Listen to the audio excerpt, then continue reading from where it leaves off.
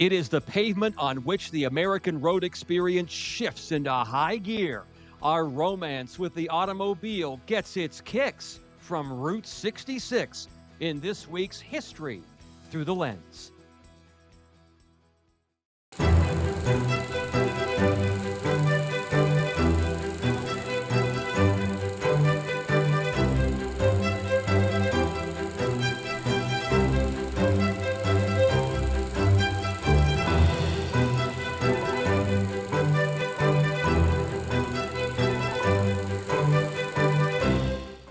John Steinbeck called it the Mother Road, 2,442 miles from Chicago to Santa Monica, California. It is Route 66.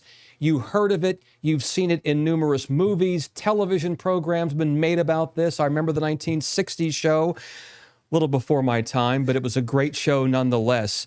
It embodies the American experience, our ability to move, to want to shift, to want to grow, to want to go see new places.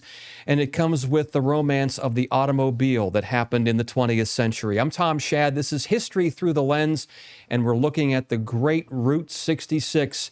And I'll tell you what, this might be a good time to take a look at just a little bit of a story to give you a flavor of what we're talking about today before I introduce you to our special guest.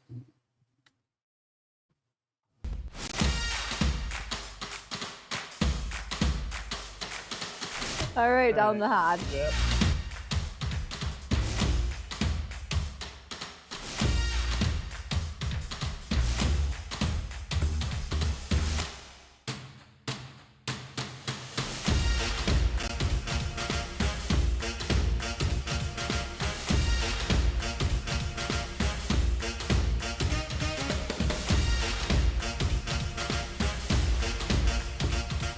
And it is the past, the present, the future, the what ifs, the what was, and the what could be's all rolled in one.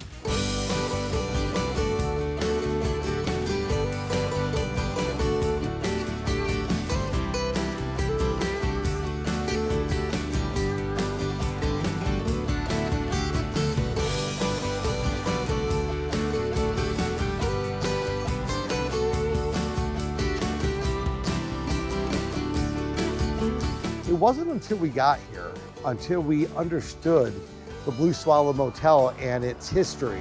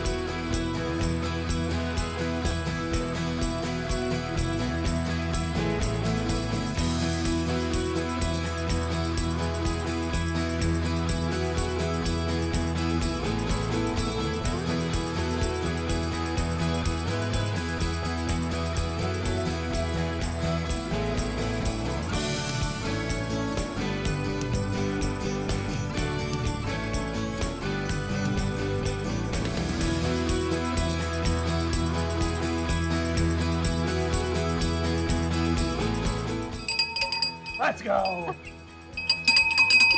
We made it! We did it!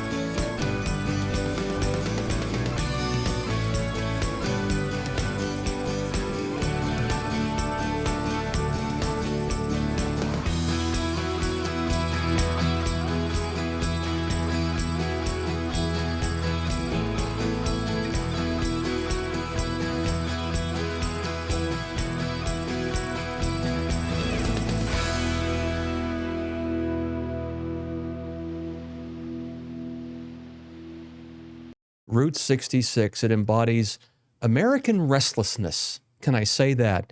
The guy who shot a beautiful video for a special for our parent company, Nexstar Media, Jeff Myers, joins us now. Jeff Myers is our chief photographer. You can call him our operations manager and our chief photojournalist here at WAVY TV. Welcome. I mean, I've worked with you for so many years, and it's just nice to sit down and just have a chat with you. Well, thanks for having me, Tom. This is great. It's such beautiful work. You got this assignment, and you hit the road, just like Route 66. What inspired this particular assignment to go out and just do a story on Route 66? Well, we've been talking about it for a while. The 100th anniversary is coming up. 1926, this coming summer. So we thought it'd be a good idea to go out and let's travel the route and see what we can get. And we went through 8 states in 8 days. Rented a Ford Explorer. I put all my equipment in the back, and we went for a ride. We started off in Chicago and ended up at the Santa Monica Pier in California. It was awesome. Route 66 itself started in 1926, and it was kind of the gateway to California from the Midwest for many, many years until the Interstate Highway Act in the mid-50s under President Eisenhower kind of spelled the death knell for roads like that. But it's still, there's a romance attached to Route 66. I think you captured that too in your work. There really is. And at one time it was the road, but like you mentioned, with the interstate coming in, it kind of cut it up quite a bit. So it's not a continuous road these days. But if you're on the interstate, because of course everybody's in a hurry, everybody wants to get, on the interstate and go 80 miles an hour. Nobody wants to drive 45 miles an hour and see the countryside much anymore. But there are spots where you can get off on Route 66 and see the way it used to be. And it's almost like a time capsule when you get off the interstate and you go to some of these places, a lot of museums, and we'll talk about some of that stuff in the show today, but it's amazing what you see if you just take a few minutes, get off the interstate, take an exit, and spend some time down on the old Route 66. You know what? This is a perfect place to take our first break, because when we come back on this edition of History Through the Lens, I'll talk with Jeff Myers about his experience on Route 66. Strap yourself in.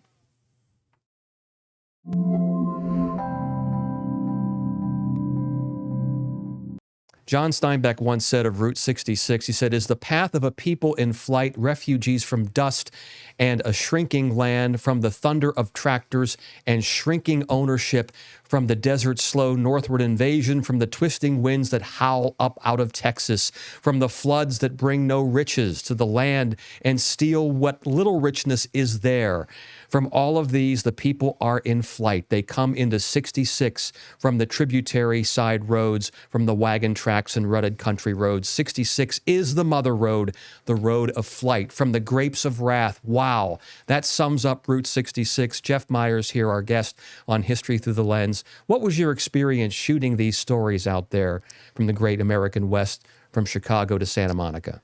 Well, it's amazing when you get off the interstate and you actually see some of this stuff. It's almost as if history comes back alive. Outside of reading it in a history book, you're actually seeing what actually took place in some of the events that happened there, some of the artifacts that are still around. And as you look at the video here, an old train car, a bunch of old cars that have been restored that are still sitting there as if they were, sitting back in the 1950s. And it just gives you a flavor of what it was like. You get off the interstate and you get off, look at that gas, 49 cents a gallon. That was a long time ago. Can you imagine that? Absolutely, absolutely. And all these towns, some of them kind of sprung up because that was the major road to get to California. So you had all these small businesses and small towns that kind of popped up along Route 66, right? A lot of restaurants, gas stations were a big deal. People would pull in, get gas, get food. Usually had like a little food mart with it. And people would use a gas station as a rest stop. And it was amazing that, you go back and look at it today, and what people have tried to do along Route 66 is restore it to almost exactly as it was back in the day. It's funny because it began as kind of democratizing vacations for Americans. You could pop in the car and you can go to a motel and stay inexpensively with the family. And there's a motel right there. The Blue Swallow Motel.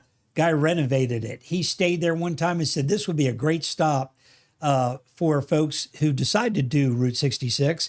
And it was kind of run down. And him and his wife bought it and they completely renovated it. And now it's a destination hotel for people who are on Route 66. Kind of full circle, because Absolutely. that began the whole experience of driving for vacations. It fell out of favor. We have to go on the interstate to get to these big, fancy, beautiful cities quicker and forget about these small side roads that take forever. But now we found, wait a minute, why don't we slow down? Why don't we have a look at some of these cool back roads and some of America's past as you're looking at there? What was that big crater you were looking at? That was a huge crater. There was a natural crater, and they actually train astronauts at the very bottom of that. It's the one spot almost anywhere on Earth that almost is exactly like the surface of the moon. Wow. So it's down in Arizona, and they take astronauts down there. They put on their spacesuits, and they make them live for 2 or 3 days at the bottom of this huge crater. And I was just saying, it's the biggest hole I've ever seen. And I think it's a crater because it's not filled with water or anything. It's just this big hole in the desert. It's just amazing. Right along Route 66? Right along Route 66, a very popular stop. That is so cool. And I'm just thinking now, the road was decommissioned in 1985, but as you just did, you can still drive much of Route 66. You can still drive it. And there's a lot of places along there with where there's a lot of folklore, a lot of history, being told. And one of my favorite stops was the steakhouse in Texas. And you go into this steakhouse, and it's been there for many, many years, and they serve, if you want it, they will serve you a 72-ounce steak. That's a lot of steak, Tom. Is that possible to get a 72-ounce cut of beef? Here's the catch. If you eat the entire thing, the steak is free. And I'm like, so what they do is they put this picnic table on this elevated circle in the middle of the restaurant. And you order the steak, and you become the entertainment for the restaurant. Like Joey Chestnut, Absolutely, right? as you try to eat the steak. And I was like, well, okay, how much was it if you had to pay for the steak? And I think the steak was really only about $75, $80. What? Not that much for a steak. But I tell you what, in today's market too, people sit there with their knife and their fork and their napkin, and they go for it, and the crowd's cheering them on. It's the funniest thing. And then while we were there, some guy tried; he couldn't do it. He picked up his handkerchief and waved the flag. White flag, I surrender. I cannot eat the whole thing. So if you can't eat the whole thing, you have to pay the check. You have to pay for it. You got to pay the check. But it's just a fun thing, and people, they want to give it a shot. Sometimes guys go in there and go, I can eat that steak. Give me that 72-ounce steak. And they get almost to the end and they can't do it. But some people can do it, and they get a free steak. Oh, I could drive. Kind of a fun. I could drive 8 states in 8 days. No problem. That's right. That's right. Eat Let me do it. Let me add it. 72-ounce steak. I'm ready to go. Oh, that is awesome. There you are. You're at that's at the Cadillac Ranch. The Cadillac Ranch which is really interesting. A guy had a ranch along Route 66. It was just like a cornfield, and he decided to bury about a dozen vehicles nose deep right in the sand, and it became this attraction. And the whole deal with it is you bring a can of spray paint, and you spray paint whatever you want. Usually you can't spray paint things. You can't, spray painting is against the rules, the law, what have you. But at the Cadillac Ranch, they encourage you to bring some spray paint. It's an American art project. And there it is. And it's just got layers and layers and layers of spray paint on it. And men, women, children, everyone is spray painting these cars. And I actually took our drone with us and got some video of that. And it'll be in our special when we air it towards the end of or this summer. But, we got drone video, and we also got a lot of ground video. And the crew I was with, we all got a can of spray paint, and we painted a car while we were there. That's going to be a marvelous special. Now, where will we be able to see this? It'll be on 200 stations across the country, Next Star stations. Of course, it'll be on here at WAVY TV. At WAVY TV, too. It'll be on WAVY TV. So keep an eye out for that. It's around Memorial Day. So that's when it's Of 26. Yes, of 26. Because that'll be the 100th anniversary 100th of Route anniversary. 66.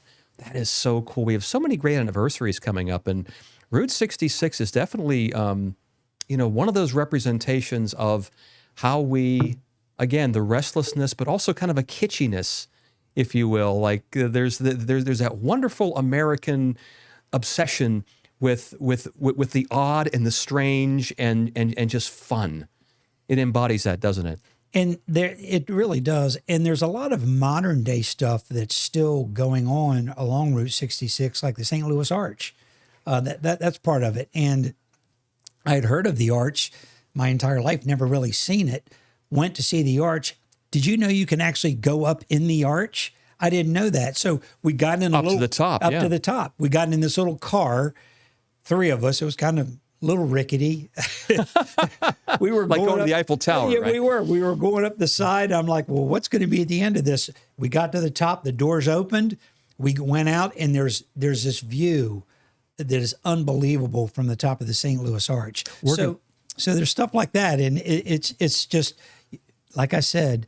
Take a little bit of time, get off the interstate, and see these things because it's really an amazing experience. We're going to take a break right now, and when we come back, some more thoughts from Jeff Myers, our chief photojournalist, on his trip along Route 66. Don't go away.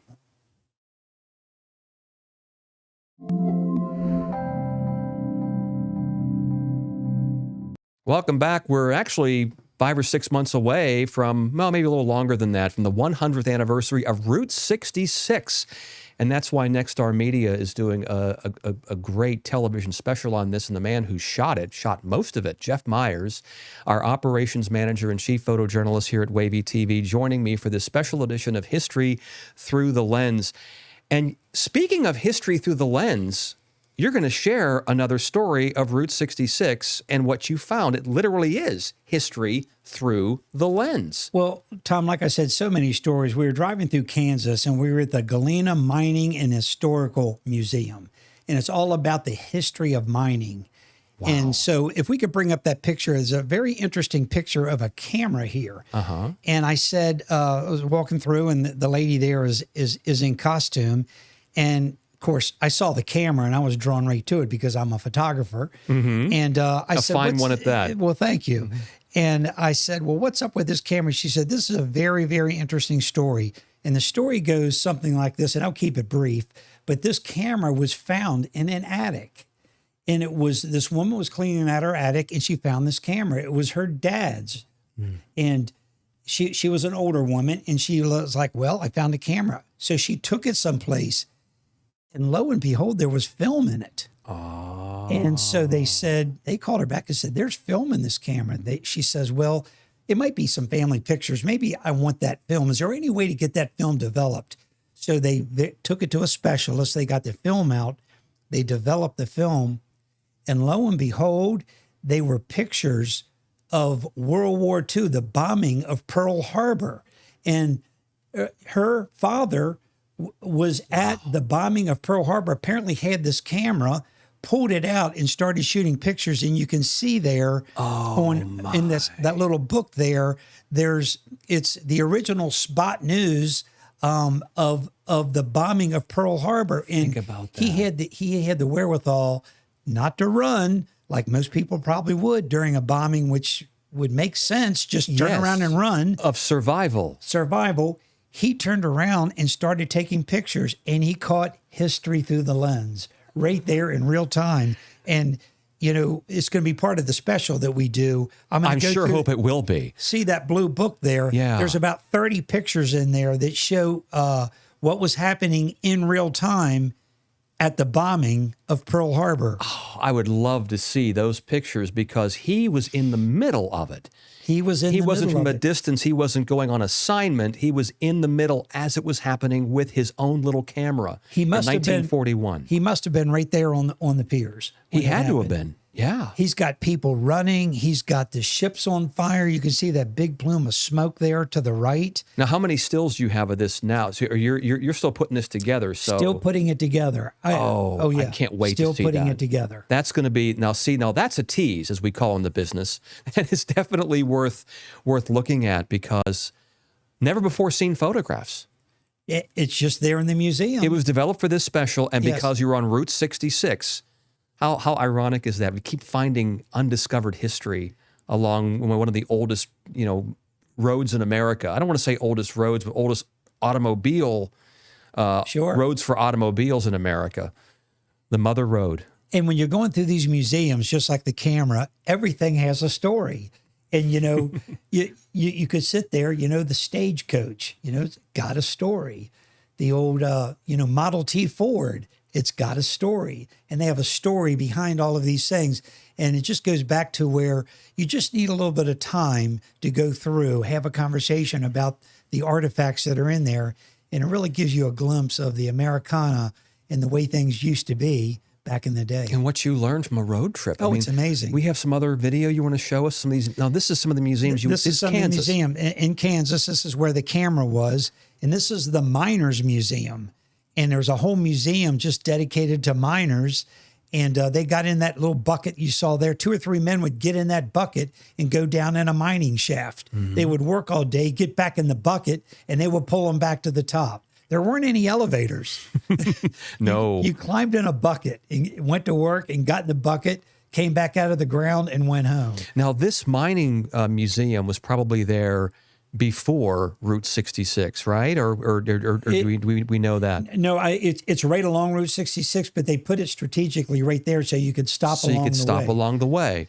So how they both work together, Absolutely. And there's, like I said, there's a stagecoach, there's a bunch of Model T Fords. There's just, how simple life was back then. Here's an old, this was a kind of a hearse that was pulled by a horse and a buggy, and they would put the casket right inside of there, pull it right down through the middle of the street. And there are all the there's that's a Model T, I believe. These cars still run, by the way. They all start, and they run them in parades and stuff from time to time. So these aren't just relics in a museum. They're actually operating vehicles that they keep them in the museum, of course, but they all operate. Look at how beautiful. those seats used to be, all open. Yeah, and it actually, again, it's symbolized. It's all open, the open road, possibilities, going west, trying new things, and I think that's why Route 66 strikes such a chord with so many Americans, because it's basically in our DNA, isn't it? It absolutely is, and just to explore, to go out into the unknown, to give it a shot, to take a chance. It's just really. All that kind of stuff. You're making me weep. No, it's beautiful. It really is. It just really shows how there's the camera again. That's the display of the World War II camera. And that's a box camera. So I'm just imagining this guy. Can you imagine running that, Tom? around with that box camera? Yeah. And he just happened to have it with him. And they're bombing Pearl Harbor. That's an old television camera. I got a kick out of seeing that being in television. It's the way the old studio cameras used to be back in the day. We have one of those here. That was there. WAVY TV. Color TV, Tom. It was a big deal. Went from black and white to color, and there you are. These are rocks, from down in the mines. They have a nice, really display of rocks. And as you walk through the museum, you just see all kinds of a hodgepodge of a lot of different You things. wouldn't learn this if you're, like, say, driving in 1930s, 40s, 50s, unless you drove down Route 66 and stopped and looked and just take a look at America, at the different sides of our country, different cultures we have, all under one roof.